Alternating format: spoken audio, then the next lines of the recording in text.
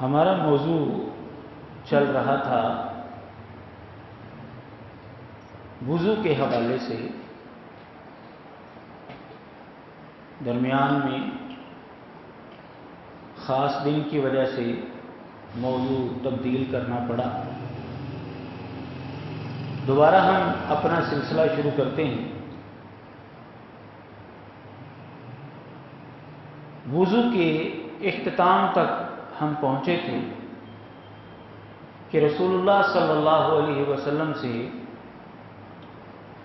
تقریباً 12 یا 13 فرائض وضو کے وہ ہمیں ملتے ہیں۔ جو احباب کہتے ہیں کہ وضو کے صرف 4 فرائض ہیں، ان کا نظریہ درست نہیں ہے۔ اس حوالے سے ہماری گفتگو ہو چکی۔ جب وضو مکمل کر لیا تو پھر اس کے بعد بھی کرنے والے کچھ کام ہیں۔ سنن نبی داؤد کے اندر حدیث مبارکہ ہے، کان النبی صلی اللہ علیہ وسلم اذا بال توضأ ونزع فرجہ، کہ نبی علیہ الصلوۃ والسلام جب پیشاب کرتے پھر اس کے بعد وضو کرتے تو وضو کے بعد اپنی شرمگاہ کے اوپر پانی کے چھینٹے مارتے۔ یہ حدیث سنن نبی داؤد کے اندر حسن حدیث ہے، قابل حجت حدیث ہے۔ اس حدیث سے ہمیں یہ طریقہ معلوم ہوا کہ جب قضائے حاجت کے بعد ہم وضو کریں گے تو پھر اس کے بعد ہم اپنی شرمگاہ کے اوپر یعنی کپڑا اٹھا کر جو ہے وہ چھینٹے ماریں گے، قمیض اوپر اٹھا لیں یا قمیض کے نیچے سے ہاتھ لے کر اپنی شرمگاہ کے اوپر پانی کے چھینٹے مار لیں۔ یہ رسول اللہ صلی اللہ علیہ وسلم کا طرز عمل تھا، یہ آپ کی سنت تھی، لہذا وضو کرنے کے بعد یہ عمل کرنا مسنون ہے۔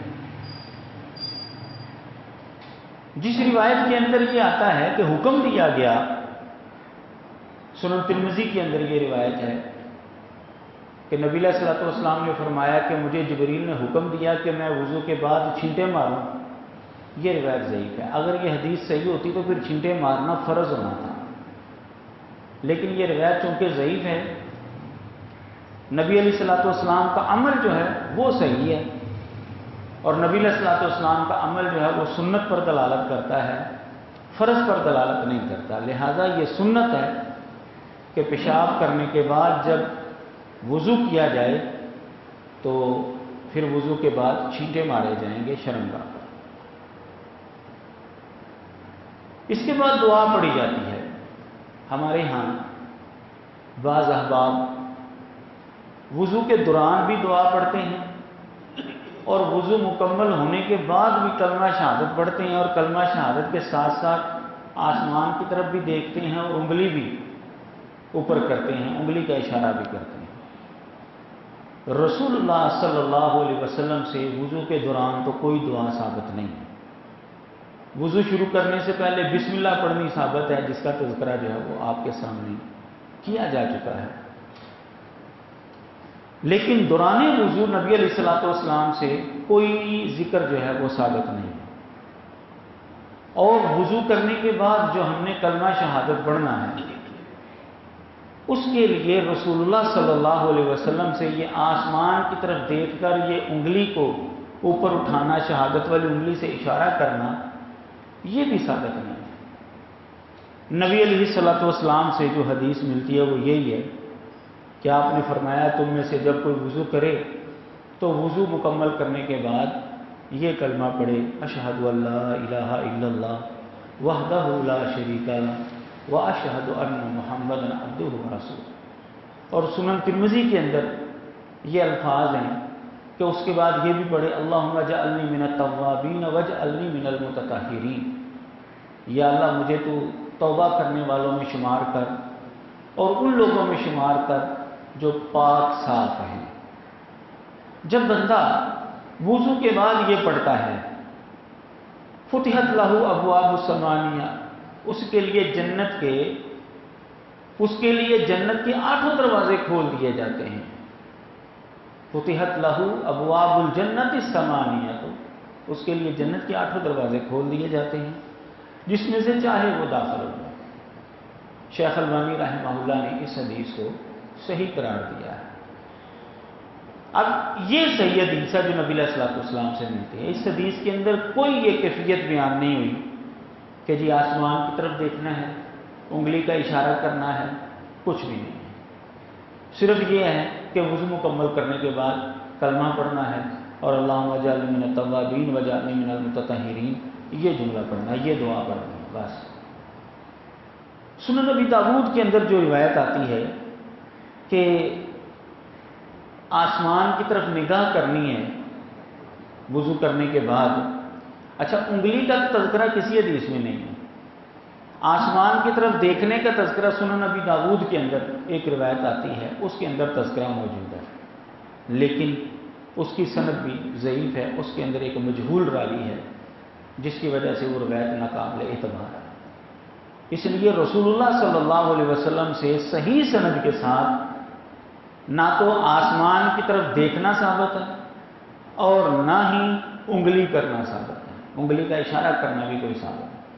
لہذا نارمل طریقے سے وضو کر کے جب آپ اٹھتے ہیں تو کلمہ پڑھیں، اللہم اجعلنی من التوابین واجعلنی من المتطہرین، یہ دعا پڑھیں اور جنت کے حقدار بن جائیں۔ وضو کرنے کے بعد یا غسل کرنے کے بعد رومال استعمال کرنا، تولیہ استعمال کرنا، یعنی اعضاء کو خشک کرنا، یہ بھی گنجائش ہے، اجازت ہے۔ نبی علیہ الصلوۃ والسلام ایک دفعہ غسل کر کے نکلے تو آپ کی زوجہ نے آپ کو تولیہ پیش کیا تو آپ نے اس کو استعمال نہیں کیا۔ تو اگر یہ ناجائز ہوتا تو وہ پیش ہی کیوں کرتے؟ ٹھیک ہے، بندے کی اپنی مرضی ہے، وہ استعمال کرنا چاہے کر لے، نہیں کرنا چاہتا تو نہ کرے۔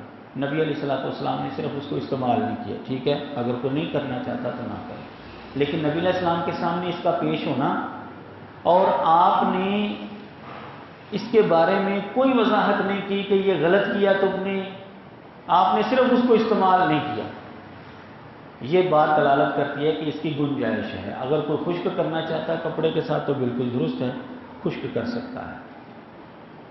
وضو کے اعضاء کو کم از کم 1 دفعہ دھونا ہے اور زیادہ سے زیادہ 3 دفعہ دھونا ہے۔ 3 دفعہ سے زیادہ اگر کسی عضو کو دھویا جائے گا وضو کے دوران تو ایسا انسان گناہ گار ہے، وہ غلط کر رہا ہے، رسول اللہ صلی اللہ علیہ وسلم کے حکم کی مخالفت کر رہا ہے۔ نبی علیہ الصلوۃ والسلام نے وضو کیا، بسا اوقات آپ نے ایک دفعہ جو ہے وہ اعضاء کو دھویا، توضأ النبی صلی اللہ علیہ وسلم مرتن، نبی علیہ الصلوۃ والسلام نے ایک دفعہ جو ہے وہ وضو کیا، ایک دفعہ اعضاء کو دھویا، صحیح بخاری کے اندر یہ حدیث موجود ہے۔ بسا اوقات 2 دفعہ اور بسا اوقات 3 دفعہ نبی علیہ الصلوۃ والسلام نے اعضاء کو دھویا ہے۔ صحیح بخاری کے اندر 2 کا تذکرہ ہے اور صحیح مسلم کے اندر 3 دفعہ کا تذکرہ موجود ہے۔ لہذا 1 دفعہ کے ساتھ اگر پورا عضو دھو لیا جاتا ہے پھر بھی ٹھیک ہے، زیادہ ذرا کو مبالغہ کرنا چاہتا ہے وہ دوسری مرتبہ بھی کر لے، تیسری مرتبہ بھی کر لے، تیسری مرتبہ سے زیادہ کسی آپ عضو کو دھو نہیں سکتے۔ نبی علیہ الصلوۃ والسلام نے 3 مرتبہ کے بعد فرمایا فمن زاد علی ھذا فقد اساء وتعدى وظلم، جس نے 3 دفعہ سے زیادہ کیا اس نے ظلم کیا، اس نے زیادتی کی، اس نے برا کام کیا۔ سنن نسائی کے اندر یہ حسن لذاتی ہی حدیث ہے، قابل حجت یہ حدیث ہے۔ اس حدیث سے یہ بات معلوم ہوتی ہے کہ زیادہ سے زیادہ کسی بھی عضو کو 3 دفعہ دھویا جائے گا، 3 مرتبہ سے زیادہ اگر کسی عضو کو دھوں گے تو یہ غلط ہے، یہ حرام کام کیا ہے، یہ گناہ کا کام کیا ہے آدمی۔ ایک وضو کیا ہے، ایک وضو کے ساتھ اگر وضو قائم ہے تو 1 سے زیادہ نمازیں بھی پڑھی جا سکتی ہیں۔ ہر نماز کے لیے الگ الگ وضو بھی کیا جا سکتا ہے. اگر وضو قائم ہے تو ایک وضو کے ساتھ جتنی چاہیں آپ نمازیں پڑھ سکتے ہیں، جتنی گنجائش ہے پڑھیں. رسول اللہ صلی اللہ علیہ وسلم ہر نماز کے لیے الگ الگ وضو بھی کر لیا کرتے تھے، اور اگر وضو جو ہے وہ آپ کا قائم ہوتا تو بسا اوقات آپ ایک سے زیادہ نمازیں بھی ایک وضو کے ساتھ پڑھ لیتے تھے. نبی علیہ الصلوۃ والسلام نے فتح مکہ کے دن ان النبی صلی اللہ علیہ وسلم صلی الصلوات یوم الفتح بوضوء واحد. نبی علیہ الصلوۃ والسلام نے فتح مکہ کے دن کئی نمازیں جو ہیں وہ ایک ہی وضو سے ادا کی ہیں. یہ حدیث صحیح مسلم کے اندر موجود ہے. اس حدیث سے یہ بات معلوم ہوتی ہے کہ اگر وضو کسی کا قائم ہے تو وہ ایک وضو سے زیادہ نمازیں پڑھنا چاہتا ہے پھر بھی ٹھیک ہے. اگر ہر نماز کے لیے الگ وضو کرنا چاہتا ہے تو ٹھیک ہے، یہ اس کی مرضی ہے. وضو فرض نماز کے لیے ضروری ہے، یہ شرط ہے، اس کے بغیر نماز نہیں ہوتی. وضو آدمی نے کیا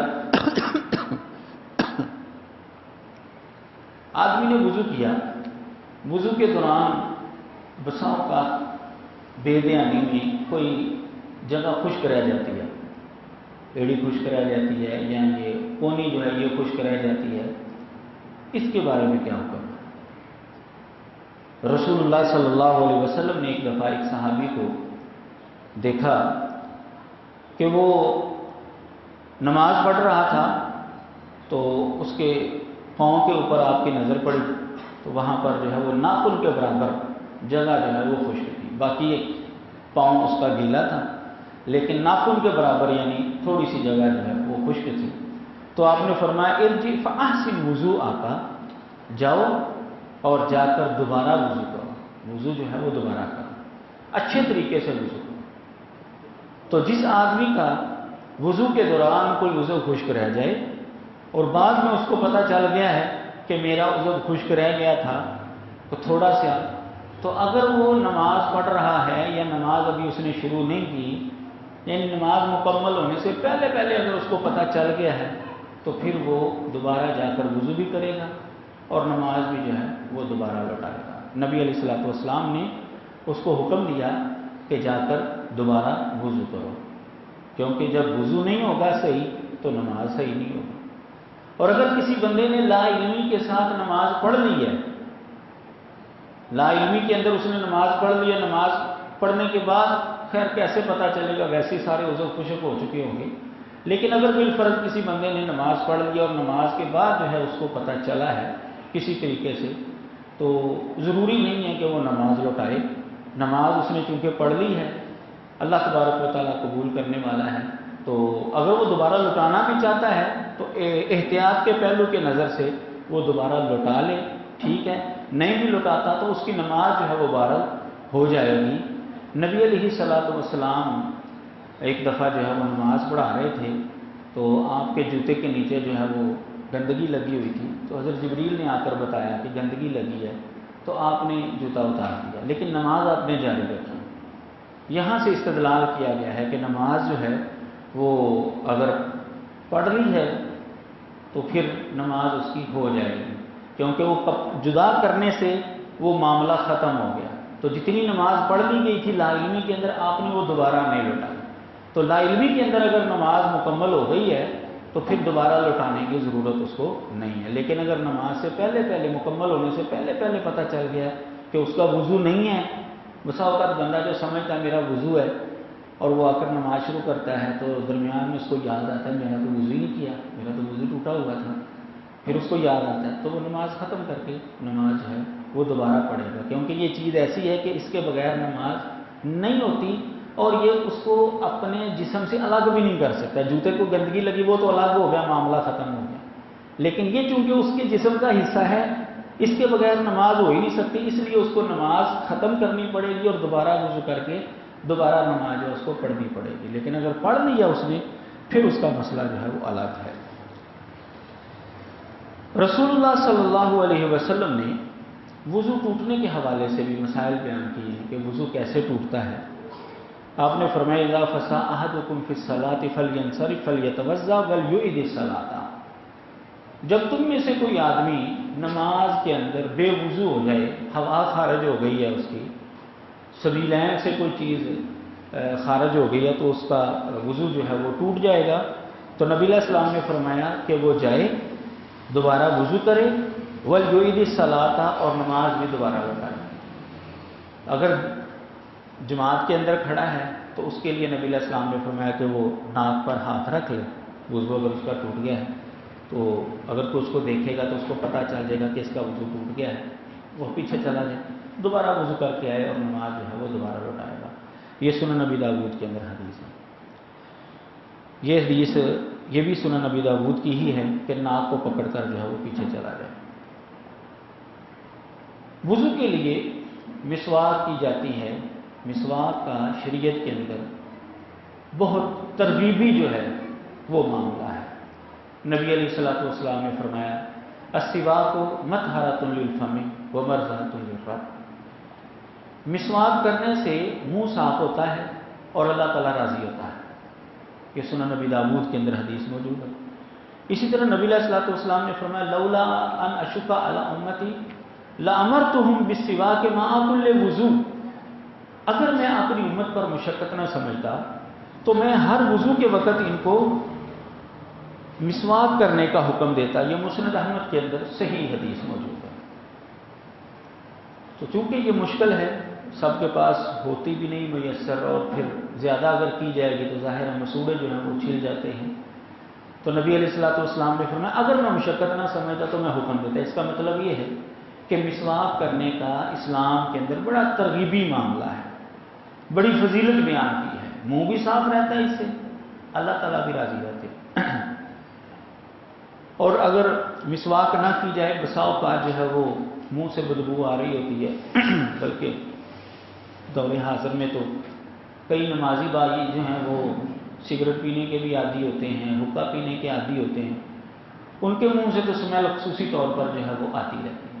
ان کو تو یہ تو ہے ہی حرام چیز نا، اس کو چھوڑنا چاہیے، لیکن اگر کوئی نہیں چھوڑتا تو ان کو تو خصوصی طور پر مسواک پر اور پیسٹ پر جو ہے وہ توجہ دینی چاہیے، تاکہ جب وہ نماز پڑھنے کے لیے آئیں تو نمازی جو ہے وہ تنگ نہ آئیں۔ رسول اللہ صلی اللہ علیہ وسلم نے فرمایا کہ جس سے انسانوں کو تکلیف ہوتی ہے اس سے فرشتوں کو بھی تکلیف ہوتی ہے۔ نماز کی حالت میں اگر منہ سے بدبو آئے گی تو نمازی بھی تنگ ہوں گے، اور جو فرشتے ہیں وہاں پر نماز کے اندر موجود وہ بھی تنگ ہوں گے۔ تو پہلا بھی غلط کام کیا اور دوسرا بھی غلط کام کہ اس کی وجہ سے نمازی بھی تنگ ہو رہے ہیں، فرشتے بھی تنگ ہو رہے ہیں، دونوں غلط کام۔ ایسے لوگوں کو تو خصوصی طور پر جو ہے وہ مسواک کے اوپر جو ہے وہ توجہ دینی چاہیے۔ تو وضو سے پہلے مسواک کرنا جو ہے یہ بڑا ترغیبی معاملہ ہے، نبی علیہ الصلوۃ والسلام نے بڑی ترغیب دلائی ہے اس کے حوالے سے۔ ایک روایت کے اندر یہ مسئلہ آتا ہے، جیسا کہ آپ نے یہ مسئلہ بے شمار مرتبہ سنا ہوگا اور تقریباً ہر بندے کو یہ پتہ ہے کہ اگر وضو کر کے نماز پڑھیں گے تو نماز کا ثواب 70 گنا بڑھ جاتا ہے۔ بھئی یہ حدیث نبی علیہ السلام سے ثابت نہیں ہے۔ روایت ہے تفضل الصلاۃ التی یستاق لها علی الصلاۃ التی لا یستاق لها 70 ضعفا۔ شعب الایمان حدیث کی کتاب ہے امام بہقی کی، اس کے اندر یہ روایت موجود ہے کہ جو نماز مسواک کر کے پڑھی جائے وہ 70 گنا دوسری نماز کے مقابلے میں بڑھ جاتی ہے۔ تو یہ مسئلہ رسول اللہ صلی اللہ علیہ وسلم سے ثابت نہیں ہے، اس لیے یہ مسئلہ صحیح نہیں ہے۔ لیکن پہلی جو حدیثیں آپ کے سامنے رکھی گئی ہیں مسند احمد کی اور اس طرح سنن نبی داؤد وغیرہ کی، کہ مسواک کرنے سے منہ صاف ہو جاتا ہے، اللہ تعالیٰ راضی ہو جاتا ہے۔ اگر میں مشقت نہ سمجھتا اپنی امت کے اوپر تو میں ہر وضو کے وقت مسواک کا حکم دیتا۔ ان حدیثوں سے یہ مفہوم تو بہرحال سمجھ میں آ رہا ہے کہ مسواک کرنے کی وجہ سے نماز کا ثواب بڑھ جاتا ہے، لیکن بڑھتا کتنا ہے یہ ثابت نہیں نبی علیہ السلام۔ نبی علیہ السلام نے جب اتنا حکم دیا ہے، ترغیب دلائی ہے اس معاملے کی کہ یہ کام کرنا ہے، تو اس کا مطلب یہ ہے کہ اس کی وجہ سے نماز کا ثواب بہرحال بڑھ جاتا ہے، لیکن کتنا بڑھتا ہے یہ نبی علیہ السلام سے ثابت نہیں ہے۔ 70 گنا والا مسئلہ جو ہے وہ ضعیف ہے۔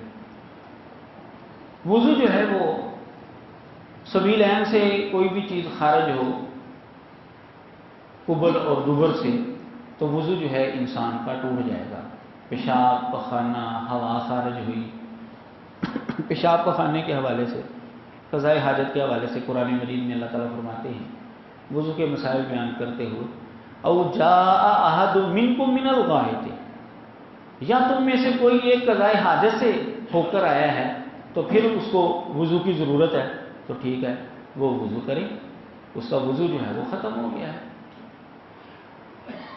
اور ہوا خارج ہونے کے حوالے سے مسئلہ جو ہے وہ آپ کے سامنے جو ہے وہ بیان کر دیا گیا کہ اذا فسا احدکم، جب تم میں سے کوئی ایک نماز کی حالت میں بے وضو ہو جائے، اذا فسا احدکم فی الصلاۃ فلینصرف ولیتوضا، واپس چلا جائے، وضو کرے اور آخر نماز جو ہے وہ دوبارہ پڑھے۔ ہوا خارج ہونے کے لیے نبی علیہ الصلوۃ والسلام نے یہ واضح طور پر فرمایا ہے کہ اگر کسی کے پیٹ کے اندر جو ہے وہ ہوا اٹھ رہی ہے تو اس کا یہ مطلب نہیں ہے کہ وہ بے وضو ہو گیا ہے۔ نبی علیہ السلام نے فرمایا جب تک وہ آواز نہ سن لے یا بدبو نہ پا لے اس وقت تک وہ وضو اس کا ٹوٹے گا نہیں، وہ نماز نہیں چھوڑے گا۔ تو جب بدبو آنا شروع ہو جائے یا آواز سن لے تو پھر اس کا وضو جو ہے وہ ٹوٹ جائے گا، پھر اس کو جو ہے دوبارہ وضو کر کے نماز پڑھنی پڑے گی۔ نیند سے اگر کوئی بندہ وضو کیا ہے اس نے اور وضو کرنے کے بعد وہ سو گیا ہے، گہرا سو گیا ہے، ایک ہے کہ جیسے ہم احباب آپ بیٹھے ہوئے ہیں اور بیٹھے بیٹھے جو ہے وہ اونگ آ گئی ہے اور ایسے جو ہے وہ ہل گیا ہے اور فوراً جو ہے وہ ہوش میں آ گیا ہے، اس سے وضو نہیں ٹوٹتا، کیونکہ رسول اللہ صلی اللہ علیہ وسلم کے زمانے میں بسا اوقات آپ عشاء کی نماز جو ہے وہ لیٹ پڑھاتے ہیں۔ صحابی بیان کرتے ہیں کہ جو نمازی آئے ہوتے مسجد نبوی میں وہ آپ کے انتظار میں بیٹھے بیٹھے جو ہیں وہ اونگنا شروع ہو جاتے تھے، سو جاتے تھے بیٹھے بیٹھے۔ ظاہر ہے کہ بیٹھے بیٹھے بندہ جو ہے وہ بس اسی طرح کا سوئے گا کہ تھوڑا سا ہلے گا تو ہوش میں آ جائے گا، تو وہ دوبارہ وضو نہیں کرتے تھے، اسی وضو کے ساتھ جو ہے وہ نماز پڑھ لیتے تھے۔ لیکن نبی علیہ السلام نے فرمایا فمن نام فلیتوضا، جو سو جائے گا اسے وضو کرنا پڑے گا، یہ سنن نبی داؤد کے اندر حدیث ہے۔ تو ان دونوں حدیثوں کو جب ہم آپس میں ملاتے ہیں تو یہ مسئلہ اخذ ہوتا ہے کہ اگر کسی کی نیند ابھی کچی ہے تو وہ اٹھ کھڑا ہوا ہے، وضو اس کا پہلے تھا تو اس کا وضو نہیں ٹوٹے گا، لیکن اگر کسی کی نیند گہری ہو گئی ہے، اس کو ہوش و حواس ہی قائم نہیں رہے، اس کے ارد گرد کی ہوش نہیں رہی اس کو، پھر اس کا وضو ٹوٹ جائے گا، پھر اس کو دوبارہ وضو کر کے نماز پڑھنی پڑے گی۔ ایک مسئلہ وضو ٹوٹنے کا یہ بھی ہے کہ وضو کے بعد اگر کوئی اپنی شرمگاہ کو ہاتھ لگا لے تو اس کا وضو ٹوٹ جائے گا۔ خارش ہوتی ہے بسا اوقات، تو چونکہ عموماً کپڑا جو ہے وہ اوپر ہوتا ہے، شلوار ہوتی ہے اوپر یا پینٹ ہوتی ہے، تو اس طریقے سے اگر کسی کا ہاتھ لگ گیا کپڑے کے اوپر سے تو وضو نہیں ٹوٹے گا۔ اگر شرمگاہ ننگی ہے پھر اس کا ہاتھ لگا ہے پھر اس کا وضو ٹوٹ جائے گا۔ یہ معاملہ جو ہے عام طور پر غسل کے دوران جو ہے پیش آتا ہے، جب جنابت کا غسل فردی غسل ہم کر رہے ہوتے ہیں تو بسا اوقات جو ہے ظاہر وہ وضو پہلے کیا جاتا ہے، پھر اس کے بعد جسم پر پانی بہایا جاتا ہے، صابن وغیرہ لگایا جاتا ہے، ملا جاتا ہے اپنے آپ کو، تو وہ اس طرح ملتے ملتے بسا اوقات جو ہے وہ ہاتھ ٹچ کر جاتا ہے، تو وہ وضو آپ کا ختم ہو گیا کیونکہ اس وقت درمیان میں کپڑا نہیں ہے۔ تو اگر ایسی کیفیت ہے کہ درمیان میں کپڑا نہیں ہے پھر وضو ٹوٹ جائے گا، اگر درمیان میں کپڑا ہے پھر وضو نہیں ٹوٹے گا۔ یہ حدیثیں نبی علیہ الصلوۃ والسلام سے یوں آتی ہیں، سنن نبی داؤد کے اندر حدیث ہے، نبی علیہ السلام نے فرمایا من مس ذکرہ فلیتوضا، جو کوئی اپنی شرمگاہ کو چھوئے گا وہ وضو کرے گا، اور کپڑا اگر درمیان میں ہو، کوئی چیز حائل ہو تو اس کے حوالے سے صحیح ابن حبان کے اندر حدیث موجود ہے، نبی علیہ الصلوۃ والسلام نے فرمایا اذا افضى احدکم بیدہ الی ذکرہ لیس بینہ وبینہا شیء فقد وجب علیہ الوضوء۔ نبی علیہ الصلوۃ والسلام فرماتے ہیں جب تم میں سے کسی کا ہاتھ شرمگاہ کو لگ جائے اور درمیان میں کوئی چیز نہیں ہے، فرمایا لیس بینہ وبینہا شیء، درمیان میں کوئی چیز نہیں ہے، ننگا ہے، شرمگاہ ننگی ہے تو ہاتھ لگ گیا ہے، فرمایا فقط وجب علیہ الوضوء، تو تو اس پر وضو جو ہے وہ واجب ہو جائے گا، یعنی اس کا پہلا وضو جو ہے وہ ختم ہو جائے گا۔ اس حدیث سے ہی ہمیں یہ بات معلوم ہوئی کہ اگر کپڑا ہو یا کوئی اور چیز درمیان میں ہو تو پھر ہاتھ لگا ہے تو وضو نہیں ٹوٹے گا، اگر شرمگاہ ننگی ہے ہاتھ لگ گیا ہے تو پھر وضو ٹوٹ گیا ہے، وضو جو ہے وہ دوبارہ کرنا پڑے گا۔ یہ صرف مردوں کے لیے حکم نہیں ہے، اگر خواتین کا بھی ہاتھ ان کی اپنی شرمگاہ پر لگ گیا ہے ننگا ہی تو پھر ان کا بھی وضو ٹوٹ جائے گا۔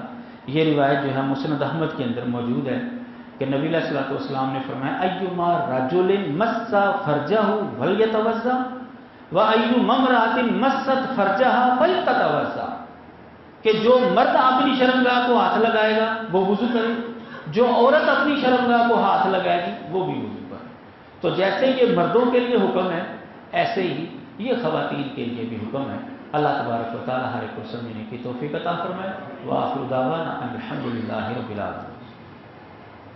وضو ٹوٹنے کے اور معاملات ایسے ہیں کہ اگر کسی نے اونٹ کا گوشت کھایا ہے، صحیح مسلم کی حدیث کے مطابق اسے دوبارہ وضو کرنا پڑے گا۔